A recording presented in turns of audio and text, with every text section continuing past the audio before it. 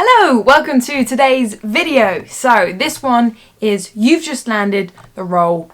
What do I do next? First thing I want to say is congratulations. You landed the role, you got it, well done. Just before we do anything, take a minute to acknowledge your accomplishments, your achievements. All the hard work and stress you put into it, and it's all paid off. It's all worth it. You got the job. Just let that sink in for a second.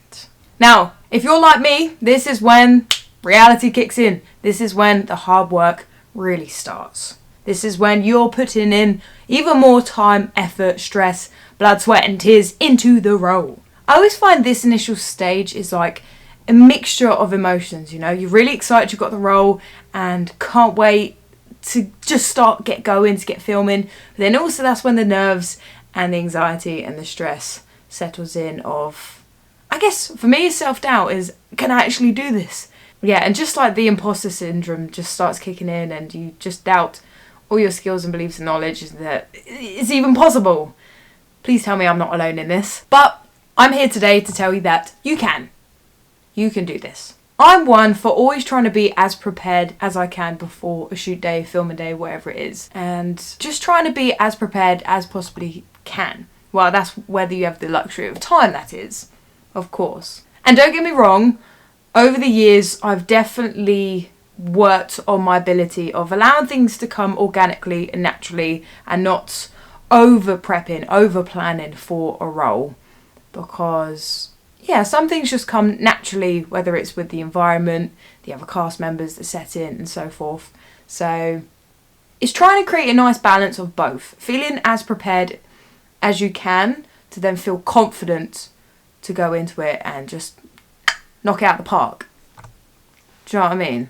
But you will find your own rhythm to this sort of thing. You know, as they say, every character, every role is different. Your preparation will be different. But I just wanted to give you a little bit of an outline of key things or structural things that I personally do for each role, or specific things that I feel like may help someone else in this initial stage of preparing for a role, for then start filming.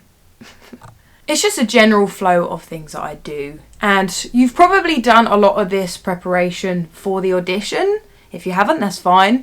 Again, everyone's different in their process. It's just whatever works for you. But these can be some initial things to kind of help before you film in, whether you have loads of time to prepare or just a little bit of time and you just want to do key little points that will help you feel ready for the day. First one is emails. So once I've accepted the role, I always try to make sure that I've got all the kind of admin side of it out the way, or as much as I can possibly do from my end. So that could be making sure your contract is all signed and sent off and completed, whether it's only for you to sign it, whether you need to include your agent to sign it and confirm details, the little nitty gritty details that is always best to get done out of the way initially so you don't have to think about it anymore. And I always think it's really important to have written confirmation of your project, what you're doing, whether it's the role, also if it's payment agreement, whether that's expenses, whether you're actually getting a set daily or an hourly fee, little things like that. It's always, for me, I feel I like to have it done and set prior so I know exactly what I'm going into. There can be no complications or questions or doubts further down the line. You have agreed to it, you have confirmation of it written, and all is peachy from there on. Once this is set, hopefully you'll have a rough idea of filming dates. Now, it's always good to have that confirmed, and so you can make sure that you book those days off if you need to, or just knowing your plans and schedules and you can work around it, whether you need to travel, how you're going to travel, are they helping you with that? Do you need to start booking things yourself? Just little details like this, I find, really helps me just relax before any project is started, because I have a good idea what my calendar will look like, how I'm getting there, where I'm getting to, all these little things. I have a rough idea, and hopefully they can just give you as much information that they have, and you can feel a bit more prepared with that side of it, of like the logistics side end of it. I feel just having a good communication with the production is always key, especially when you start off. You know, they may have to send you loads of emails of things that they need. It's always good to get it done as quick as you can, so then their side of it doesn't take as long and they're not waiting for you. That's what I was like. I never liked the idea of people waiting on me for information unless it's very, very important and there's a reason why it's been held up. But if I can do everything on my end, quick as I possibly can, then that makes me feel a lot more relaxed. For example, they may ask you information of your dietary requirements, if you're intolerant to anything or you have a personal preference of what you'd like to eat or don't like to eat. They may request your costumes. That's a very key one that will always come up. So with costumes, I always have a Excel sheet that has all of my details. It's like as much detail as I possibly can, and I will send that over to them. Often they may ask if you have specific costume. Sometimes they might go, do you have some boots, military boots that you have? Because you've already broken them in, they're more comfortable for you. Can you send over pictures of them? Little details like this is really good to get over to them, as I said, as quickly as you can, so they can start planning and preparing if they need to order anything and so forth. And also just asking any general questions you may have. Never feel like any question's silly or stupid or you can't ask. It's better to ask it and then for sure whatever your concern may be. Second one is the script. Now hopefully you would have already received your script when you were applying for the role, but often not. Sometimes you may only get a side or two of obviously the monologue or the scene that you had to prepare for the audition. Now don't get me wrong, sometimes I do like to see the script if I'm able to before I've even confirmed the role. Say for example I've landed the audition and they say we'd like to offer you the role. I would then like to read the script if possible, or as much that's available. Of course, this can be a luxury, and this is something that I've kind of done more so the past few years, just to make sure that I 100% love the role. There are sometimes that a role is everything and you can accept it without even reading the but reading the final material. That's great. But there's nothing wrong with asking for the full script, maybe before you've even 100% accepted the role. Just make sure that you're passionate and excited about the whole production and you like the story that's been told on your character side and just overall with the production. But if you've already accepted it and you're happy with it, this is the time that you would want the script, the full script, whether it's the second draft, third draft, final draft. It's always good to have an idea and just read through it. Go through it as many times as you'd like. I think it's really important to not only know your parts or have an understanding of your scenes, it's good to learn everything else. Especially, take me for example. I really struggle with this bit. I get really overwhelmed with a lot of information. It's ironic that I have visual stress and I hate reading scripts because it's like, that's your bread and butter. That is your source material. That is the core, the skeleton of a production, and it's ironic, but going through a whole script can be very daunting for me. So just making sure I have as much time as I possibly can to go through it really helps me kind of feel more settled and I don't feel overwhelmed by everything, and I can really take the time to just take the story and understand what's going on from my side, from other characters' side. The narrative is very important for me personally, and you want to know what's going on. So ask for the script at this point so you have later time to read through it.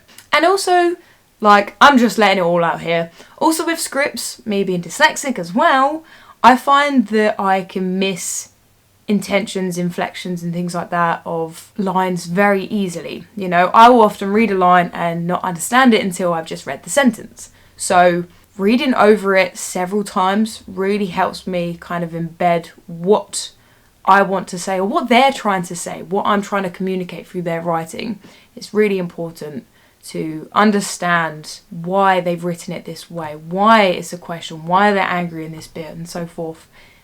Just having the time to go through it is really important for me, and just having the repetition of reading it and getting it in my brain really helps me understand and just process some of the lines, and especially if the sentence is clunky. Often it's not the writing, it's me reading or kind of saying it out loud very clunky because I don't understand it. I don't understand the intention of the line. Just by doing this overall, it just allows me to be so much more comfortable with the source material and the idea of what I'm getting into initially, and an understanding of my role and the other characters in other scenes, and just overall understanding the rhythm of the writing. if that makes sense. I'm sure it does. I'm starting to blabber as always. Next one, follows on slightly, is learning your lines. Of course, it's stating the obvious, I know, but it's always good to say it, and I'm going to give a little bit more detail. So everyone has their own technique, their own process of learning lines. I can't remember what it's called, I should have prepared, I'll write on the screen, but I really like writing down the first letter of each sentence in like a little piece of paper. I used to do this all the time at work if I had the luxury of sometimes being able to learn my scripts at my jobs, which was a godsend. But you know, the like receipts, when you can sometimes, I can't think of what it's called, but the printed receipts, you can press a button and the paper will just continue going. It's a nice thin strip. I would always use it, sorry workplaces, I would always use it to write down each first letter in capitals of my script and including the punctuation, any commas, full stops, blah, blah, blah, into it. So by doing this, it allows me to learn the lines a lot quicker and transferring it from the script to just a little piece of paper. And it's really helped me over the years to build my confidence of actually not having to rely on the script the whole time, and I can pick it up a lot quicker and just having that repetition. And if you get the line, one of the words wrong, start straight from the beginning, refer what it was from the original script and work back through it. So yeah, it speeds up the process a lot quicker for me personally, from going to script to just letters to then completely off book. And then it really allows me to have my kind of cues in my head a lot simpler. So when I'm actually performing the scene, I'm not trying to picture a whole script, which I don't have the photographic memory for. It just simplifies it and allows me to actually focus on more of the performance than knowing that I'm just trying to think of my lines and I'm not present in the scene. I'm not giving as much as I can for the performance. It just, simplifies that kind of process a lot easier, so then the important bit of the performance and being in the moment is there. So that's one of the big bits that I do with like learning my scripts. Yeah, and it's a really good technique if you have very limited time. But if I have the luxury of time of learning my lines, I would go into more script analysis and really breaking down the script as much as I would like to, depending on what the character is. You know, that's whether I'm writing notes on my script, writing intentions, you know, what is the action that I'm trying to get out of the other character, really breaking the script down thoroughly to, you know, just allow myself more understanding of the role. You get what I'm saying. Of course, there's a balance and it depends how much time you have. These, having the two kind of parallels of what I would do if I have loads of time compared to no time, really, really helps me when preparing for a role. But check out one of my other videos. I go through in a little bit more depth of, you know, different ways you can learn lines, whether you have no time, lots of time, blah, blah, blah. I will put it in wherever so you can see that one for a little bit more detail. But if you want to go a lot further and a lot deeper into your character from your script, you can do, you know, character development processes. You know, writing and building up the relationships and dynamics between your role and other characters and the whole scenes and where it's set. So much you can get into. Like, the list can go on. Again, look at the other video, but there's so much you can research and just dive into from the script and taking elements from it and learning and researching and just working through it. Next one is questions. So this can be questions, again, about the production, or it could be questions about your role, what type of things you have to do in it, whether it's some relationship stuff, whether it's some physical stuff, whether that's like action and combat or, you know, relationship stuff, just anything. If you ever feel uncomfortable by something that you've read or something that is described that your character has to do or where you have to be, just be open and ask the production. You know, whoever you're communicating with, they will be able to help you or send you to the person who can help you. Of course, every process is different, every role is different, and hopefully you probably know all of the challenges and certain aspects that maybe some people won't accept the role for.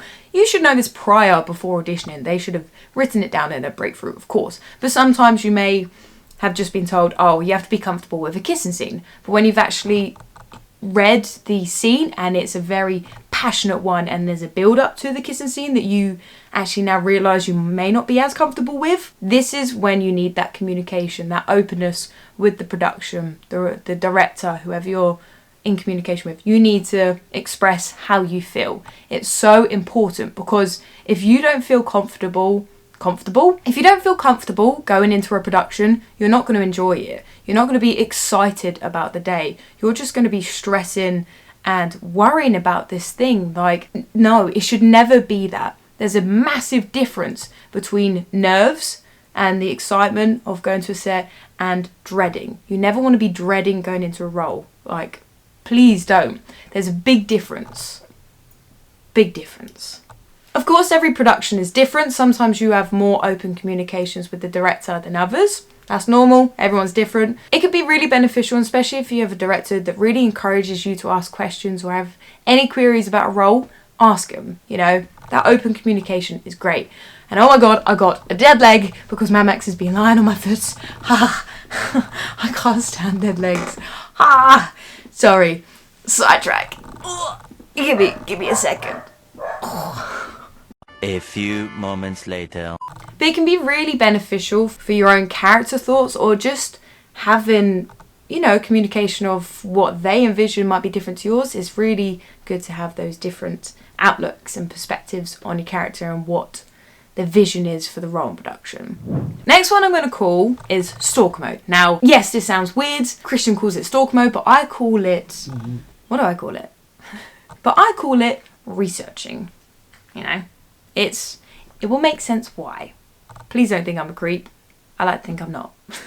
What I really like to do before I get on set is just doing a bit of a top-up of researching into the production, the director, you know, just more about the production as a whole, whether it's looking at previous projects. Now, hopefully you've done a lot of this all before, because I do think it's great and it's really helpful to have seen, if you can, some of the director's work previously before you do the role. But if you haven't, there's nothing wrong with having another look, you know? Seeing what productions they've done before, seeing who they've worked with, what type of cinematography they use, whether they have specific styles or they like certain genres. And overall, it just gets me really excited. I'm that person who will probably follow all of the accounts on all social media so I can see any updates, whether there's any script development or there's any behind the scenes of props or sceneries that they've got. And just seeing the whole process overall, I really enjoy. And it kind of just makes you feel a bit more a part of the whole process and whole... I think it's probably because I like to be behind the scenes as well as in front. So just seeing that preparation and all the hard work that's gone into it prior getting onto the set, I love seeing. So yeah, I just do a little bit of digging and just seeing if there's anything that can get me excited and just imagine the world a bit more and see what they're trying to create. I love that. This one is specific skills for the role. This all depends, again, as I keep saying, on the role, but often than not, sometimes the role will require you to do a lot more than just, you know, performing the role. You may be asked to play an instrument. You may be asked to sing. You may be asked to do a certain physical actions like I do. You may need to do sword fighting, or there's a lot of unarmed combat, or there's driving sequences, or there's dance scenes, you know, all literally the list can go on. There could be so many things that you may be required to do, and you may have only discovered it once you've read the script. You never know. But if there's something particular that your role requires you to do and you haven't done it before or had the experience or are a bit rusty on it, this is the time to prepare for it. You know, just practice and learn it. Practice makes permanent. Okay? So if you do have time, whether it's a day or a week or months, just focusing on the things that you feel like you're a little bit rusty on or you feel nervous about because you haven't done it in a while or you've never done it and you just want to do a bit of research on it of what you may expect. So this is the time that I will do, just making sure that all the attributes to go into the character are at that standard that I feel that I'm confident enough to go into it and just kick it out of the park. Yeah, wherever it is, whether you can actually do it already and you have the capability of practicing it at home, in the park, wherever, or if it's just doing a bit of digging online, researching, understanding history, why they used it, what they use it for, seeing other people do it in different roles.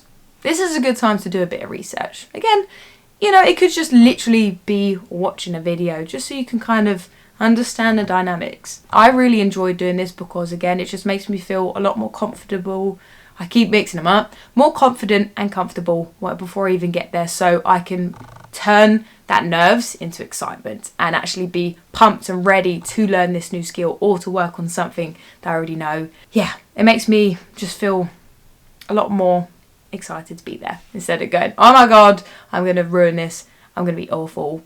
Ugh. You don't want that. Of course, that will still be in there a little bit, especially for me, but yeah, you want the other one to overweigh that side of it. But yeah, definitely prioritise these, especially, alright, I'm going to give you an example. Last year, I had, in one of my scripts, I had to speak Celtic. I can speak Celtic. Well, I've never done it before. The role didn't require it, but it was like an additional benefit that would just make it even more realistic in the role, the performance. So, I was like, well, I'm going to need to learn this. And to be fair, they were really good, and they did say, if you can't do it, we can just change it back into English so you can understand it. But I was like, no, I've got the time, I've got the patience, I will learn it. You know, it was only a couple lines, it was a tiny little paragraph. So I thought it'd be fun, I'll learn it. So I done a bit of researching, it was quite overwhelming because, you know, trying to learn a new language. But I reached out to people on Twitter, they saved me, and yeah, John sent me like a little voice memo just reading out my lines and how you'd say it, and I can hear all the inflections and the tones and how you can say it, and then I was able to learn it properly. Hopefully I've done it justice, I really hope, but I'm really proud of doing it and learning it and spent the time and prioritised that specific thing that I knew that I couldn't do. Really just was the icing on the cake, and I performed it and I was very proud of myself, and I learnt a small new skill. Now I can't say I can do Celtic like the whole language because I cannot, but just being able to perform that line and getting the feedback that it sounded brilliant was just everything. So yeah, just those little things that you feel that you can't do, prioritise it, take the time to learn it, to do it, because the reward is great. And also, just to carry on a little bit more, even if you have like a specific accent that you have to perform, just doing the research, making sure that you're pronouncing it correctly. It's a good place to start if there's something very specific like that. If you have a limited time, just prioritising and working on it, getting the lines down, you know, so on. It's really good. And also, if, for example, I know that my role has a lot of running involved, what I've done before, as much as I don't really like running, I practiced on it. I went to a gym, went on a treadmill. If you're happy running around your neighbourhood, have a little jog around your neighbourhood, get my stamina back to it. When it's physical stuff that actually requires your fitness to be a certain standard, because obviously you're not just going to run once, you're going to be running take after take after take after take, trying to prepare that as much as I can before going to filming. That's what I work on, because I go red extremely easy, so if I can try and prevent that at all, I will work on that. Of course, take it easy jumping back into physical stuff when you've maybe had time off or you've been working on other stuff, because you do not want an injury before you even get to filming. Don't do that. Take your time. Just slowly work back into it, because then when you get to that level, when you're filming and obviously everything's heightened a little bit more, you've kind of got yourself slowly there, ready and prepared for it. And it's not just going in cold and thinking, oh, I wish I worked on this before, I wish I just spent even a day practicing that choreography or just remembering what I already know. It's good to do it beforehand. These are for the day before filming. This one is the actual logistics of filming. As you know, as I've said, I'm an overthinker, I'm an overplanner. I stress the most about actually the travel. I hate the idea of being late. Touch wood, I've never been late to an audition or filming and stuff that I can remember. I'm always really early, because even just being on time is late. So I like to plan my route as much as I can, especially when it's like in the middle of nowhere, because I drive most of the time to my filming, because I feel like I have control when I'm driving, when I'm not relying on public transport, because you know what London's like. It can be a nightmare. So if I can drive to the filming locations, I will. And especially when it's like early call times and stuff, it has really helped me get there all okay. But I will plan a route. I will have it already kind of listed in my calendar of how long it roughly takes to get there, the estimate time, but I will always overshoot it a little bit more in case something happens. Conditions, raining, times, you name it. Even if I've had a flat tyre before I've even gone somewhere, but because I gave it a little bit extra time, it meant that I wasn't late. So just for me, I over plan the travel aspect, and making sure I know everything and hopefully as planned as I can be really helps that one less stress before I go into filming. But yeah, I'm the one who triple checks the night before filming, making sure I have everything, know the call time, blah blah blah. And don't get me wrong, with the call time and stuff, you probably won't know till maybe even a couple of days before. I've had it literally like 8 hours before filming. I found out my call time. It's unfortunate, but it does happen. It's just getting as much of you prepared and ready as you can. So then once you get that information, you're ready to go and you're prepared, you know. But yeah, triple check times, locations, logistics, your times for trains, buses, getting a lift, everything. Triple check and you will feel a lot more relaxed before filming. Be early, be prepared, know where you're going, what times, and you'll feel relaxed. A little bit more relaxed. Travel bag. I'm that person who ends up turning up to set with like the Mary Poppins bag. It's got everything and anything in it. But again, scouts, being scouts, I like to be prepared. So I am going to do another video of what I bring specifically when I'm going to filming. My next one's going to be a winter edition because my winter edition is completely different to my summer one. You can probably gather some reasons why, but that'll be another one that will come very, very soon. But just as a nutshell, your travel bag, just making sure that you've got everything you need, whether it's like specific costumes that they ask you to bring, or if you know there's specific like underlays or I don't know, pads or things that if you have the luxury of having them, you know that you're bringing. Just having options, just having everything with you, water, snacks, little bits, bobs like that makes you feel comfortable on set or feel ready. It's good to have that planned the night before already. I have like my to-do list or my checklist, as you can say, and I will triple check that I've got everything. It's ready to go for when I wake up, because I hate getting up in the morning and you're bound to forget something in the morning because you're sleepy. I always end up like I would never sleep the night before, but then when I wake up I'm obviously tired because I haven't got enough sleep even though I went to bed hours earlier. It's the way it is, especially on the first day. So knowing that your bag is all ready to go when you wake up, it's golden. It's great. Be that person. But yeah, if you like the idea of like, you know, having the travel bag and what I bring to sets, give us a little thumbs up, let me know in the comments, and I'll be sure to do this. Even if you don't, I'm going to do it anyway. But it's nice to know if you want to see this. Yes. Okay, so next one. But yeah, that's all of my points for today. And as I mentioned, this all depends on how much time, information you have on the production and how long you have before you're filming. As I said, it could be months or it could be a couple of days.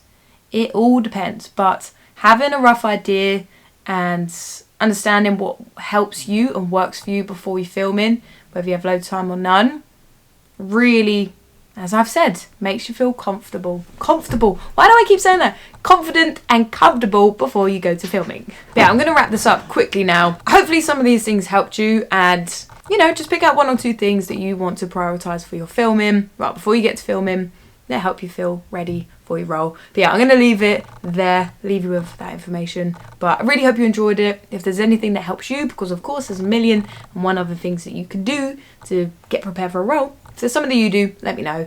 I'd love to hear it. But yeah, that's everything. Take care. Have a good day. Good night, wherever you are. You can hear Max barking. He says goodbye. Yeah. See ya. I'll see you in the next video. Bye-bye. Oh, I forgot to say good luck. Good luck. Woo, good luck. Good luck for your filming. You'll smash it. Whee. Whee. Silly mode now. Bye.